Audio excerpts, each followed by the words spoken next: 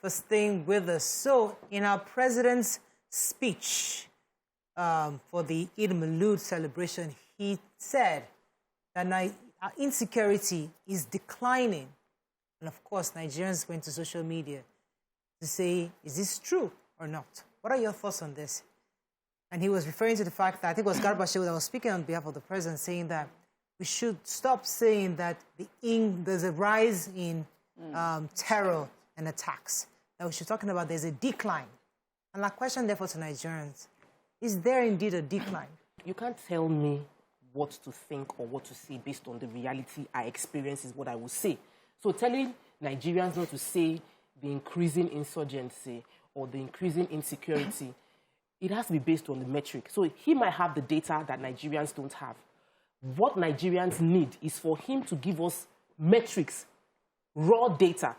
We used to have 10 attacks within this community. We now have 1, or we have none. They have relocated to another community and we're quelling them there. There's enough of wishful, treat us as your citizens, intelligent human beings that are worried about our own lives and our own children.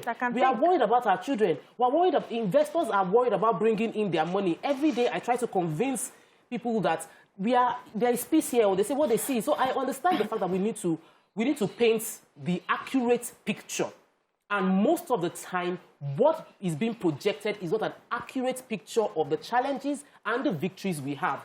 So the reality on ground is, for those of us who sort of, would I say, fortunately, are not right there in the communities where we're being attacked, we get to read the papers, we see the news, and we just read in Sokoto, 49 people killed on Sunday. And we've heard that in the last 10 days, 65 people have been killed in that community. How should that community describe insecurity? Would it use declining or increasing?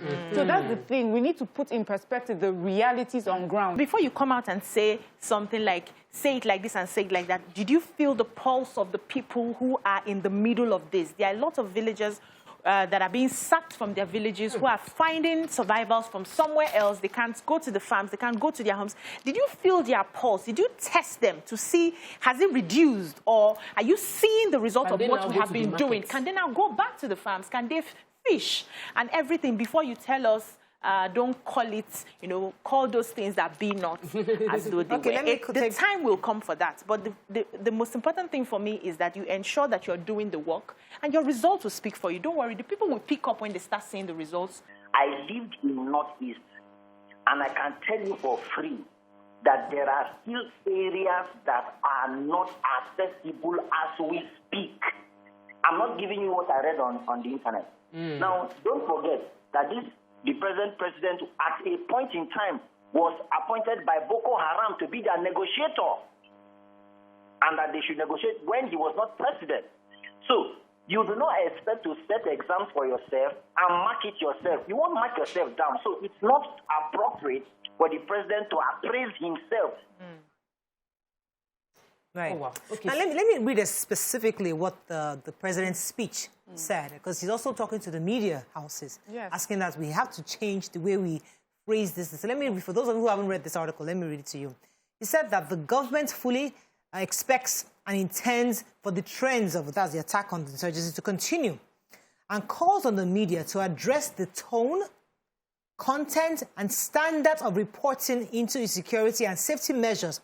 Time has come to revise the prefixes rising insecurity to declining insecurity. So it's also speaking to us, that it's the way we, specifically us, that the way we talk about this issue of insurgency, our tone must change. Do you agree with him? Okay, so let me just quickly say that I don't agree with him.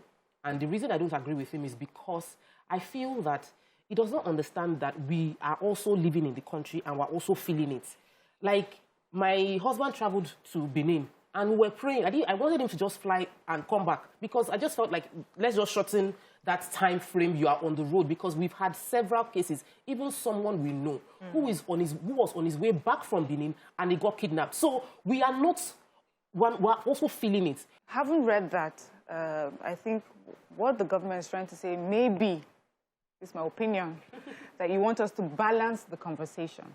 So I'm hoping that you're saying when you report that 50 people were killed, please, alongside, report that last week the military arrested and killed, insurgents or bandits. So people will understand that it's not that they've had like a whole year of just getting away with, the murder and the ransacking, but that government also is doing its part to play. So I understand balance, but to lie or to say downplay it, that would be unforgivable, even for the president, even for the administration, because you need to know exactly what is happening on ground. But also for the Nigerian people, you're trying to say to them, let them also know the part that we have played in fighting this insurgency. Okay,